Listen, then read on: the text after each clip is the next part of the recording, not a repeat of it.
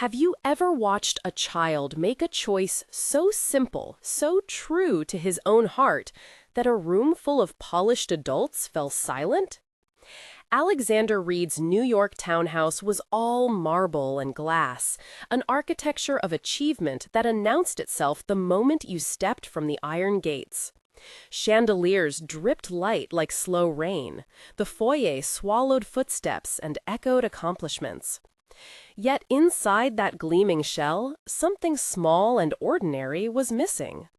Alexander, a man who could command whole industries with a phone call, could not manufacture the one thing his son needed most: steady, ordinary presence.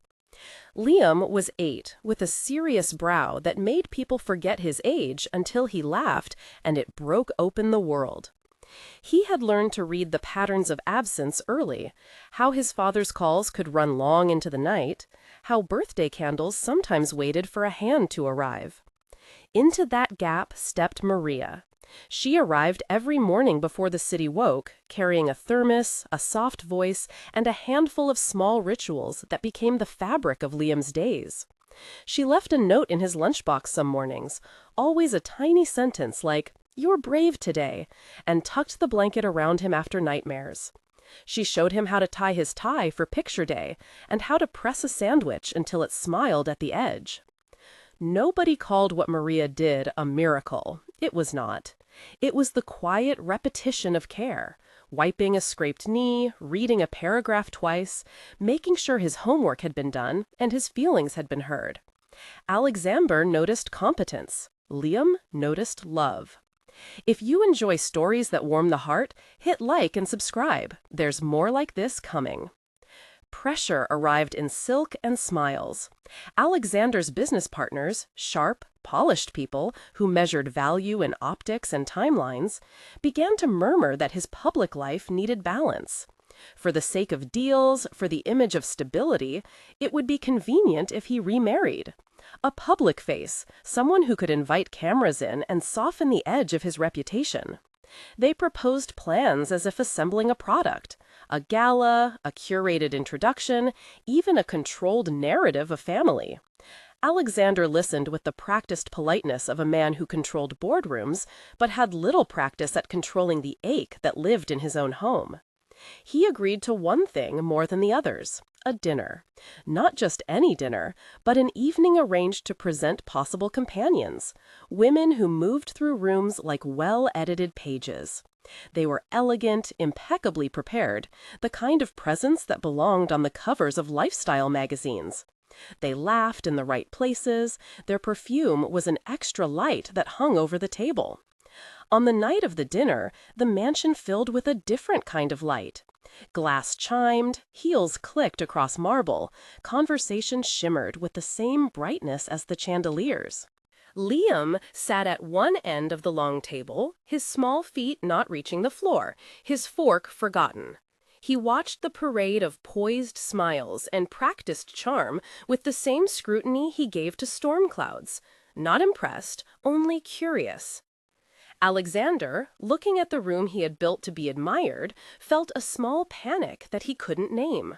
He had invited the theater because others had imagined him lacking. He had done it because the idea of a public partner seemed like a sensible solution. He had not understood that solutions don't always heal what they are meant to. At the appointed moment, after wine had been poured and tasteful laughter had risen and fallen, Alexander put down his glass and spoke, his voice just steady enough. "Liam," he said, "some of these women are thinking about meeting you. If you could choose, if there was someone you'd like to be your new mom, who would you pick?" The room paused like a held breath. The models smiled, practiced and kind. Alexander watched Liam as if trying to interpret a map. Liam slid from his chair. He walked slowly, as if each step needed to be careful so he could decide rightly. He passed the rows of polished faces, past the glittering guests, until he stopped near the doorway, where Maria had been standing by the coats, holding a tray she hadn't set down. She had come earlier to make sure Liam's jacket was warm and to check if he wanted a snack before the show of grown-up things. She had not expected to be the subject of anyone's conversation. Liam reached up and pointed at her with the certainty of a small person who had seen the truth. "That one," he said. "She's my mom." There were muffled noises, gentle gasps, a few surprised chuckles that tried to hide as propriety. Maria's tray slipped in her hand. A crystal of tension sprang across her face and then softened into something else. Disbelief threaded with tenderness. Alexander felt the room tilt. He had been prepared to read a script, to pivot into optics. He had not been prepared for the raw clarity of his son. The models did not react like villains. They understood the awkwardness of being part of someone else's private moment. They smiled without malice and stepped back with graceful dignity. The partners exchanged looks that asked for an explanation. Some were curious, some quietly disappointed, but none of them flung insults. The scene held, brittle and electric. Maria knelt instinctively to meet Liam at his level.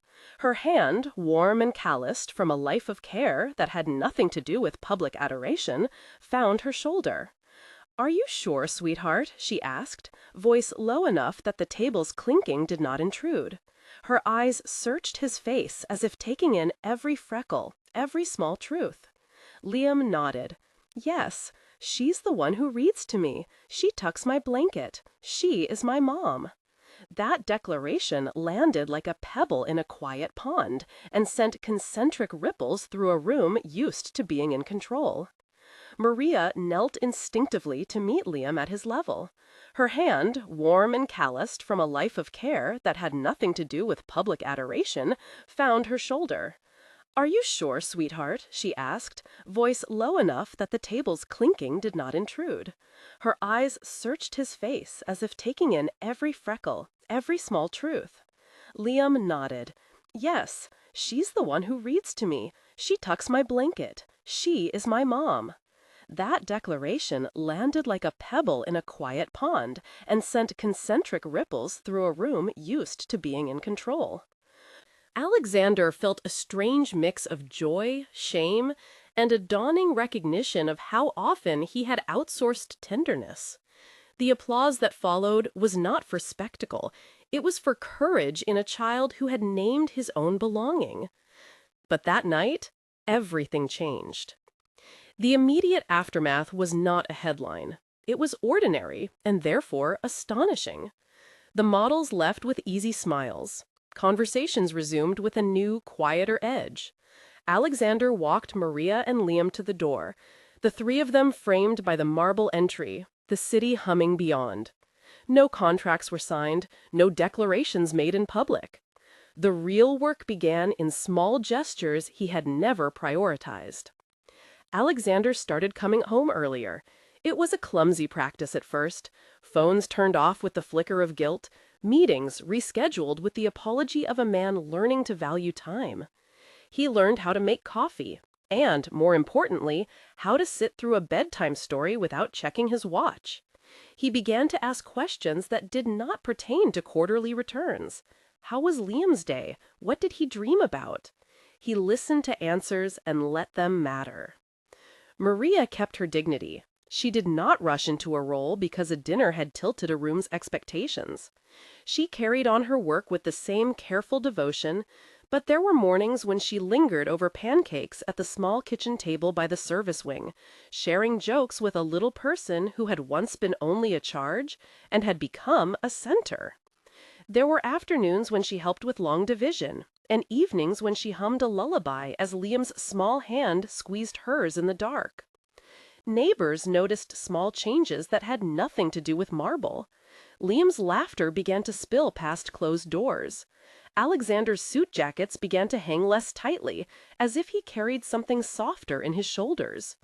Whispers arose in the circles that measured people by status. There was noise about propriety, about expectation, some of which Alexander had to acknowledge, and some of which he had to let dissipate on its own. Maria's friends and family, people with their own quiet lives, watched and waited. She was cautious. She had learned to protect her heart. She did not want a title if it meant losing the simplicity of the care she offered. Alexander felt himself awake in a way he had not allowed since his wife's death. The loss had hollowed rooms. He had filled them with achievement, as if achievement could substitute for intimacy. Seeing his son name his belonging cracked something open. He realized he had not been absent because he cared less. He had been absent because he had feared being less than perfect. Love had no interest in marketing. It wanted presence. There was a night, months after the dinner, when the house had been quiet, except for the sound of rain against the windows. Alexander arranged a plain dinner in the room where the family pictures, few and treasured, hung. It was not for show. He had no audience but Maria and Liam. He set the table with a chipped cup Maria favored and a bouquet from a shop 2 blocks down because Maria liked simple flowers. When dessert was done, he took a breath that felt like standing on a threshold. He looked at Maria with a steadiness that was new. "Maria," he said, so soft that Liam leaned forward, sensing the weight of what would come next. "I have been asking other people what I should be. I think I forgot to ask the 2 people who matter. I would like you to be with us, fully. Not because it looks right, because you are right for us. Will you be part of our family?" It was not a transaction. It was an invitation. There were no promises about titles or contracts. He was asking for companionship and partnership, for shared mournings and shared griefs, for the permission to be less alone in the hard things. Maria's hands folded in her lap. She had thought about leaving, about stepping into a life where her choices didn't require so much courage. She also thought about the small boy who had pointed at her and the man who had begun to show up. "I will," she said after a long moment, voice steady like someone who had weighed dignity against longing and allowed both to exist. "But only because I want to, because I love him, and I would like to love you both, if that's possible." Liam announced this acceptance with a grin, as if a simple truth had been restored to its rightful place. Alexander let out a laugh that had been missing for years, something unburdened and bright. The wedding that followed was not a spectacle. It was a small morning beneath an espaliered garden wall on a city terrace, with neighbors and a handful of friends who had watched change. No velvet ropes, no press. Liam was the first to arrive, wearing a tie he had tied himself, with Maria's patient fingers helping where needed. Alexander wore a sweater for the first time in a public moment, as if to say he was choosing comfort and warmth over formality. Maria wore a dress she admitted she liked because it reminded her of home. They exchanged words that were true and unadorned. They promised presence, patience, and small, persistent kindness. They did not promise perfection. They promised to try. The day was marked in small keepsakes. A chipped mug painted with Liam's handprint, a photograph of Maria tucking a napkin into Liam's lap, a quiet kiss on a porch that smelled of city rain and jasmine. Days after, the house of marble had softened at the edges. The foyer no longer swallowed laughter. It reflected it. Liam's drawings on the hallway plaster recorded baseball games, a woman with a big smile labeled Maria, and a man with a tie labeled Dad. There were still knocks from the world demanding the performance of a certain life. But within these walls, that performance had been replaced by something more fragile and durable, ordinary love made daily.